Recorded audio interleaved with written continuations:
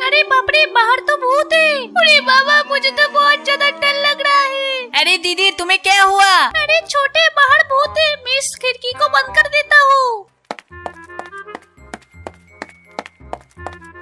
अरे दीदी, तू चिंता मत कर, मैं भूत से नहीं डरता, भूत तो मुझसे डरता है। रुक, मैं भूत को अभी सबक सिखाता हूँ। लेकिन उसको देखने से पहले दोस्तों, तुम लोग अगर तुम्हारे मम्मी पापा से प्यार करते हो तो वीडियो को एक लाइक करके चैनल को सब्सक्राइब कर लेना और कमेंट में आई लव यू पापा मामा लिख देना।